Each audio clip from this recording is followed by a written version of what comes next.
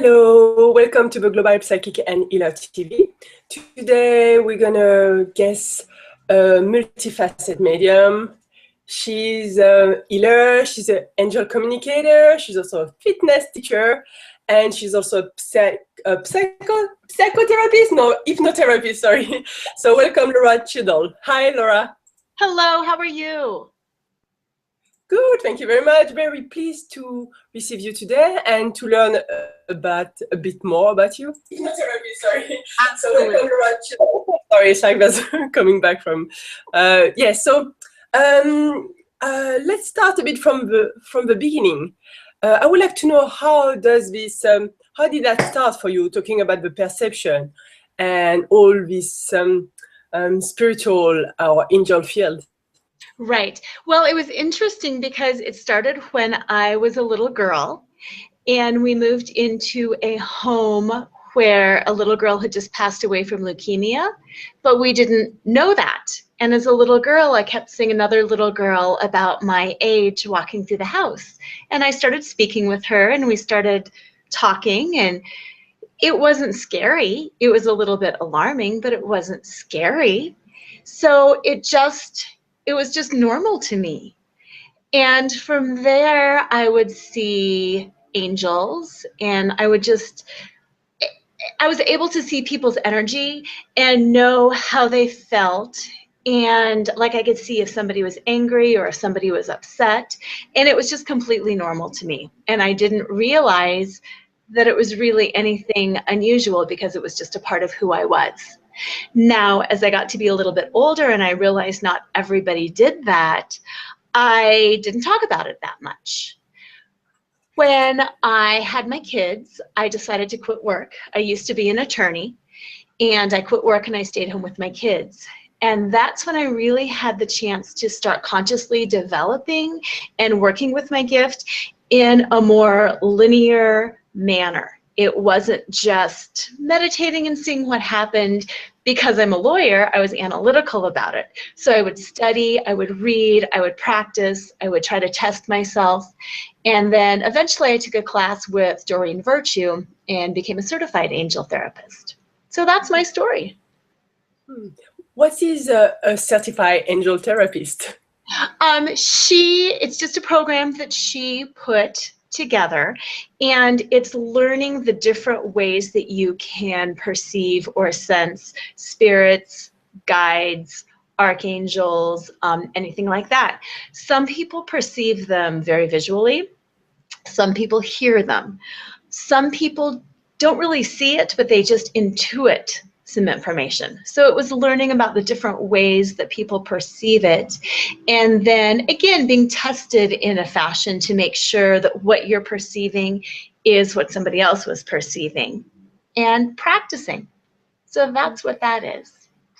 Fair enough. And I would like to know, in your family, how is it normal to have this kind of perception, and how people reacted to that? It was normal for my mother and for my grandmother.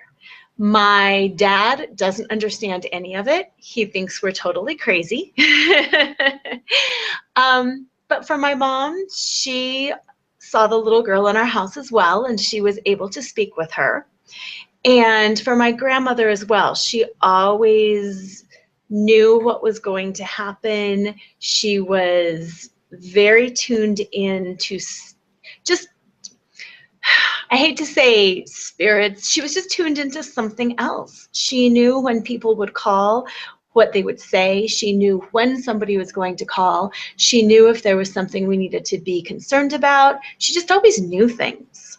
And my children as well, especially my youngest, he just sees and hears and feels and knows. So to him, it's normal. And how does that appear to you when you say you see? You can make, I assume, the difference between this physical reality and maybe another reality. Could you explain how does that feel, or how does that look like? Exactly.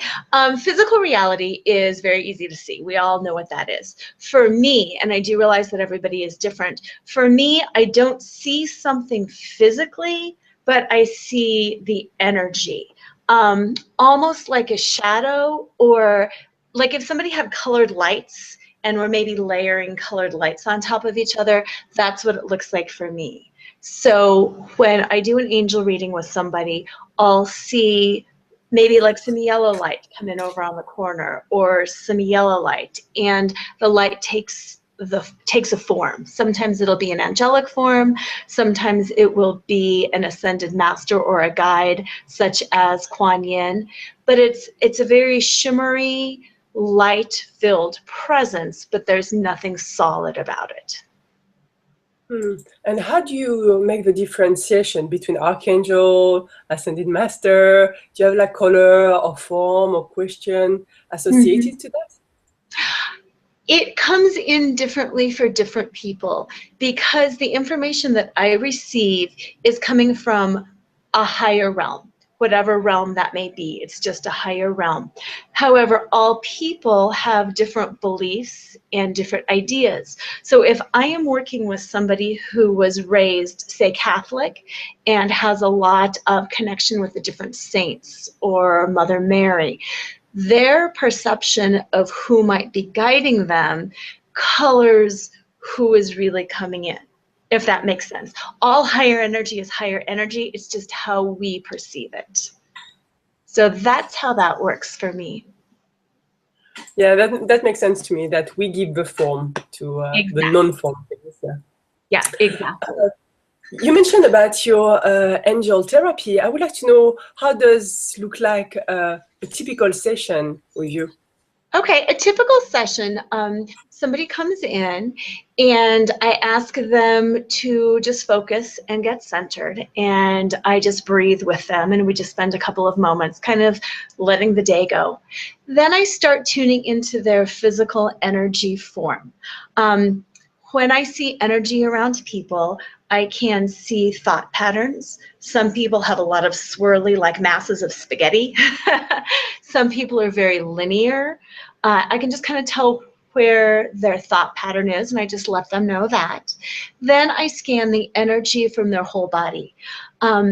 Sometimes you'll notice like a dark spot or a red spot, or I'll start feeling nauseous or tight in a certain area of my body. And then I just communicate that information to them. Like, I'm feeling a lot of tension around my neck. I don't know if you're carrying a lot of tension or if you're physically spending a lot of time on the keyboard, but there's a lot of tension back in there. Then sometimes like the left knee feels blue and cold. Are you getting enough circulation? Just kind of a general energy reading like that. From there, we move into the higher realms. We'll go to it. Sometimes I choose where to go, but more often the guides will come in. If somebody comes to see me, they have a concern. Usually people don't come to see you when everything is peachy keen. So the guide or the energy who is kind of in charge of that concern will come in immediately, and they'll kind of let me know this person is at a juncture in life, and it's an important juncture, and they have their life path, and they can either follow it or they can move off, and they're there to assist that person. Sometimes, like I said, sometimes it's in the form of Jesus, Buddha, saints, angels. Sometimes I'll just say, there's a grandmotherly looking woman here, but she's telling me she's your neighbor and she's concerned with. So I just kind of let it flow. After I let it flow, people usually have quite a lot of questions, and I can ask the guides or the angels the specific questions, and we can further, clarify the information. And that's the flow of a reading, and it usually takes a full hour because a lot of information comes out. And when you say you do reading, you just describe what's going on for the person and just by word, or is there also healing practice involved in the reading? It's different for every person. Usually it's just passing information back and forth. Usually it's they're expressing a concern and I'm relaying that concern up to their angels and guides, and I am literally the intermediary. I am just the channel. And what's really fascinating to me about a reading is I get information in all kinds of ways. Sometimes I will see a very clear picture of like a red apple. And when somebody has come in to find out about a relationship, a red apple doesn't make any sense. But if I say, I'm seeing this red apple, more times than not, they'll know right away, oh my gosh, my great grandma had red apples on her wallpaper and she always said, focus on the apple when, you know, and it means something to them. It doesn't mean anything to me, but it's just a reminder of what they need to do. The times when I relay information and it makes no sense is actually crucially important, because it means that information is going to be coming out in the very near future. When that happens, when I say something like, I see a bird cage, and we all go, I don't know what a bird cage means, I'll have them write it down. And in the next few weeks, the next month, whatever, all of a sudden something will become relevant with a bird cage, and then they'll know. So whatever comes up, whatever I see, hear, smell, feel, or sense, I pass that information on, and they then are free. We all have free will, but then they're free to do with it, you know, what they can, and it'll have meaning for them.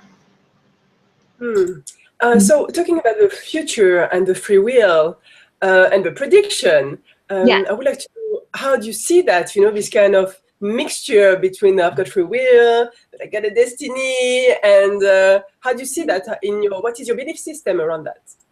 My belief system is that we all have a multitude of life paths. It's not like we have one life path, and if we deviate from that, we're wrong. It's like the Choose Your Own Adventure books, where you can choose the different endings. It all gets you to an ending. They're all valid endings. We all have things to learn, whether it's through path A, path B, or path C. However, sometimes because of free will or whatever, we can radically go off course. So my belief system around that is, when we come in, we have a path. That path couldn't be one of 10,000 different options that will get us to the correct end. However, sometimes something happens and we're really on the cusp of radically altering our path, radically changing our contract, and that's not necessarily the best, you know, way to do things. When I do a reading, I never tell somebody what to do. That is absolutely not what I believe is ethical. I also can never make predictions because we all have free will. But what I can tell people are things like, whether you work at this company or that company, it doesn't matter. Both of those jobs will provide you money and benefits. What is important is that you maintain connection with people, that you continue to follow your life's path, whether that's, you know, creating something or building something. That's the important piece, and that's where you need to follow. Fair enough. I would like to know what is the most enjoyable part of your work? Oh my gosh, there's so much. I think the best part is helping people know that they're not alone. Helping people realize that the reason they're having questions is because they're facing something really important. Because it's important, the angels, the guides, want them to succeed. When people are in trauma or confused about something, usually it's because exciting things are going to happen, changes are going to happen, you're about to grow. And it's wonderful to be able to tell people and to reassure them, it's all fine. This is part of your path, this is part of your purpose. Sometimes it's awkward, sometimes it's a little bit painful, but just letting them understand that they are supported. And it's wonderful to see the growth and how people can step out in confidence and just make these decisions. I also believe that when people come to me, they already know what they want. They're usually just seeking confirmation. They know they need to leave their marriage. They know their child might have, you know, a drug problem and that they need to force this. They know that something is wrong in their job. It's just that we're afraid because we can't see the future. And being able to communicate divine guidance to them and to divine assistance to them, to reassure them, yes, I am feeling uncomfortable in my marriage for a reason. It might be part of my life path. It might be part of my growth.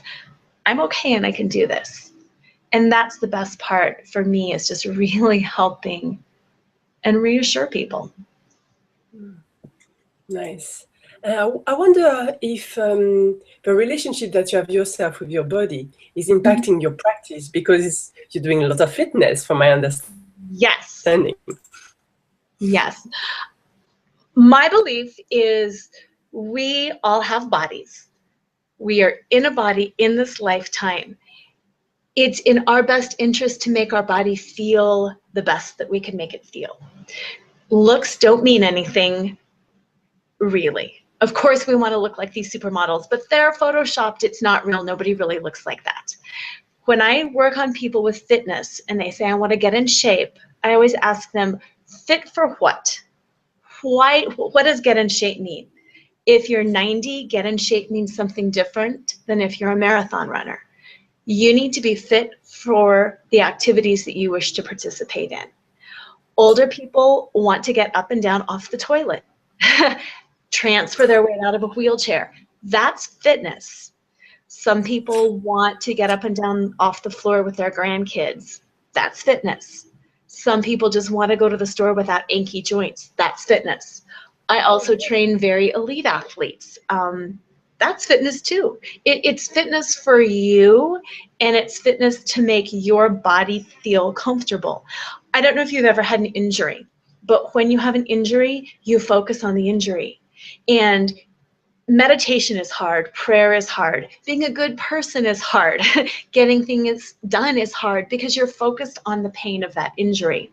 So the way I believe is, let's just get our bodies healthy and feeling good and kind of get them out of the way so we can move on to bigger and better things. Because I'm a better person when my neck isn't crinked up and I'm not in pain. So it's about being comfortable and being fit to live in your body and to have fun with your body. Bodies are tools. We're on Earth. Let's play. Yeah, that makes sense. Yeah. I've seen also that you're doing healing, and I wonder which kind of healing modality are you practicing? I do a couple of different kinds. I do integrated energy therapy, which is sort of an offshoot of Reiki. It works with the angelic field, which is exactly what I love, because I'm very in touch with the angelic field anyway. It's a combination. The chakras with the different energies have the different colors and the different healing abilities. The angels kind of work within that, and it's clearing the body's energy field. When we experience a trauma, whether it's a physical trauma, an emotional trauma, or a mental trauma, like if somebody rear ends you, or you're driving down the street and you almost hit somebody and you swerve out of the way, you know how you get that electrical charge and you're like, oh, that was really scary. That's a disruption in your energy field, and it stays there. And for me, it usually hangs out back here when something fearful has happened. And it stays there unless you consciously clear it out. Integrated energy therapy uses the angelic field and the different colors of the chakras to help release that energy, to bring it back to a point of neutrality. So if you were in a horrible accident and you drove by the intersection a week later, you'd be like, ooh, and you're constantly disrupting your energy field. What integrated energy therapy does is it heals that so you can come back to that intersection and not feel that trauma. Same thing with a relationship. Sometimes after a divorce, people say, I want to move. I don't want any of my furniture. I don't want any of my stuff. They hear their spouse's name and they get that charge, and it just, it feels icky. And integrated energy therapy is just healing that. It's being responsible and in charge of your own energy field and continually projecting peace and confidence and love. And sure, things can happen, but let's move it out and maintain our own center, our own peace, and our own love. And how many sessions would you recommend? Do you have like great results sometimes with 1 session, 2 sessions? It really depends on how traumatic the event was for the individual, how willing they are to release it, and how long it's been there. If I'm working with somebody on childhood sexual abuse and they're 50 and they've been repressing that for 40 some years, it's going to take a while. There's some layers there, and they've also built an identity around that, because sometimes we form our identity around our traumas, whether it's the victim, you know, the victimization, I'm a victim, I deserve this, I caused this. And then when our identity is tied up in it, it takes longer.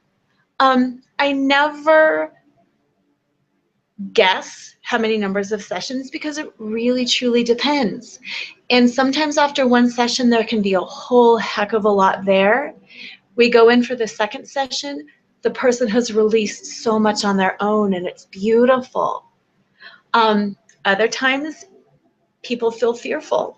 It's changing them. It's making them feel like they haven't felt in years, and they hang on to their stuff. Now, what's beautiful about integrated energy therapy is, how I think of it is, I'm a conduit to the divine energy. I open up the channel from that person through me to the divine. I clear it and I keep it open. If they want to keep it, they can keep it, but I've opened that channel for release. If they decide that evening, later that week, or in 6 months that I want to release it, it's an almost instantaneous release. Same thing with, because nature abhors a vacuum. You release that, it needs to be filled with something else. I will leave that packet of divine energy, so to speak, at the top of that channel. When they are ready, when they've released that, it can come in again. I'm not forcing it. They can choose it if they want to. It's there and it stays there. Energy doesn't go away. So you can have the session when you're ready in your own timing. It's out and it's in. Nice. I've read also that you are doing hypnotherapy. Yes. So more mind direction now. And I wonder if you need some time, or if you just do like hypnotherapy for people just come for that. Yeah. Yes. People oftentimes, it's very interesting to me. People will come to me with one thing and end up moving to the other things. People will come with me for fitness training and then realize they need hypnotherapy. People will come in for hypnotherapy and then realize they need energy work. We are multifaceted beings, and it's really important, I think, to maintain that focus. We're in a body, keep the body healthy. We've got a mind, let's work with the mind. We have an energy field because we're alive, let's make that. When everything is in alignment, we can ascend much quicker. We can move along our own path. But hypnotherapy is absolutely amazing. It completely fascinates me, because we have got the conscious portion of our mind and the unconscious portion of our mind. Unconscious or subconscious are interchangeable terms. Consciously, we decide things. We decide everything. But our life is run by the unconscious portion of our brain. For example, I bet everybody brushes their teeth in the morning. When they go to the bathroom and they pick up the toothbrush, they will always do it with one hand. Then they will always put the toothbrush in one corner of their mouth. I pick it up with my right hand, I put the toothbrush on the bottom right-hand corner of my mouth, and I brush in the same pattern. Nobody taught me that. When I was a little girl, my parents did not say, always pick up that toothbrush with your right hand and always go bottom corner, top. It's just a habit that has developed. I don't think about it. It's just a subconscious or an unconscious habit. Habits run our lives. When we have behavior that we want to change, that we can't seem to change, it's because it's an unconscious pattern. Hypnosis gets into that unconscious portion of our brain and helps us rewrite those patterns. Now, if you wanted to be a left-handed brusher and brush left-handed, top left-hand corner, it would be challenging for you to do that on your own. You would instantly pick it up, you'd start brushing, then you'd think, oh, I messed it up. Hypnosis makes that pattern easier to change. It makes you faster at learning it. It makes it easier to break the pattern. You still have to try. It's not a magic bullet. You're not going to go in and pick up the toothbrush with the left hand every day for the rest of your life. You still have to try, but it's easier to learn because hypnosis works on that subconscious level. And most learning we do, we try to learn consciously. And when we're trying to learn something consciously, that's a subconscious pattern, we can't change it. Different parts of the brain. Well, you get many tools, and assuming you get quite a good overview of the reality as much as we can perceive it in Freud's dimension. And will you have an advice about like how to feel joyful or good in life? What is the key to have a pleasant and happy life? Oh, I will give you my key. The acronym that I use is FLAUNT. F-L-A-U-N-T, flaunt. And flaunting is about putting out there what is you. Flaunt is an acronym. F is for find your fetish. Do whatever makes you happy. If sewing makes you happy, if walking in the park makes you happy, find your fetish. When you find your fetish and you pursue it, you move to the next letter, L. That's for laugh out loud. Find your fetish, laugh out loud.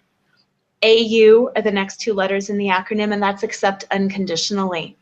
Happiness truly comes from accepting unconditionally. All people are on their own path.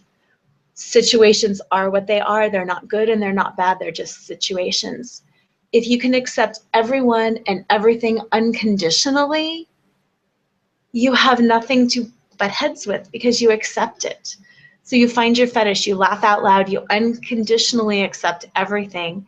Then navigating the negative becomes easy because negative things happen, our perception, we think things are negative.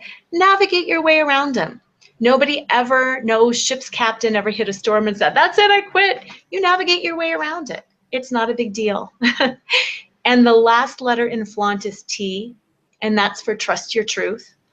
Always trust what you feel. If you feel passionate about something, there's a reason you're feeling passionate about it. There just is. So trust it. If you feel positive or negative, or trust it and do something about it. Just trust who you are. And that's my biggest advice for everybody, is to flaunt in everything that you are and in everything that you do. That's nice. Well, I wonder, it's like if about as a practitioner, if you had, what is the best quality that you can have when you work in this kind of field? Oh, wow. I think it is love of the process, love of humanity, and love for the fact that living can be tricky and sticky and icky sometimes, and just accepting and loving that that's the process and it's all part of the process and it's all good. Even when you think it's bad, it's good. And I think that's the best quality that anybody who's in the healing field can have, just that non-judgmental loving of the process. Nice. Well, we have a question from someone. I would like to know if you're happy to take it. Yes. It's Francois who said, would you like to give me an advice for my spiritual evolution? Okay. What I think and what I'm feeling that would come in for Francois is evolution. Spiritual evolution is very much within, and it's how you feel. And to continue to focus on the internal part of the evolution instead of the external manifestation of the evolution.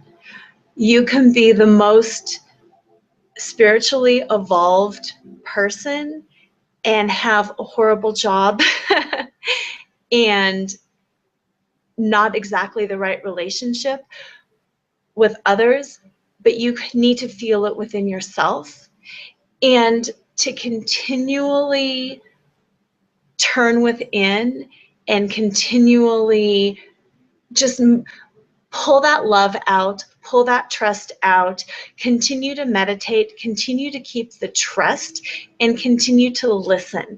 Because when people are trying to evolve spiritually, they want to receive results so quickly that they sometimes hinder their own results. So you're sending up all these prayers, help me, help me, help me, but then you're too busy saying help me and that you're not listening. Or you're meditating, meditating, meditating, and then things aren't changing and you're frustrated. So just keep listening and spend some time backing off from the process so you can listen. Don't ever try too hard. Grow, listen, and then step back and relax and just feel how it unfolds within. Does that make sense? I hope it's going to make sense. That sounds great. That sounds great. Yeah. Yeah. One more question. It's not the last one. I wonder if you have some area of expertise. If there's a field, I don't know if it's health, if it's love, that you're very comfortable with, and that you can feel like, this is my specialty. You know, not really a specialty, because it really depends on the person that I'm with. I see myself, again, as a channel. So I will tune into, I'm very empathetic. If I'm tuning in with somebody who's got a lot of love, who's dealing with that, then I tune into that. If I'm working with somebody with a lot of ambition, I can tune into that. I feel like my biggest gift is being the mirror, being able to channel that information. All qualities have the positive and the negative attributes to them. And I feel like I can take whatever those qualities are and help focus on the positive side of those qualities and help the other person mold them into those positive qualities. Nice. I would like to know if you're involved in other kind of activity, if you're teaching or if you're doing seminars. I'm doing a lot of different activities. I teach fitness classes every week. I've got a radio broadcast that I just started doing. I'm on live on the air every Wednesday. I'm doing seminars. I am about to start some online seminars. I have not done that. Those will start in the fall. Just kind of a variety of things. I teach classes at several of the healing centers around town. I teach classes in my own studio as well. So it's really a variety. And what I find works the best for me is, I'm sure you've heard the phrase, there's a season to all things, or to all things a season. I really feel like my work revolves around the seasons. In the summer, we need to get out more, so we do more active things. Right now I'm teaching a lot of classes. I'm doing hikes in the mountains. In the winter, we're more internal. I do more studious type of sessions, podcast classes in the winter when people just want to cozy up and read and study.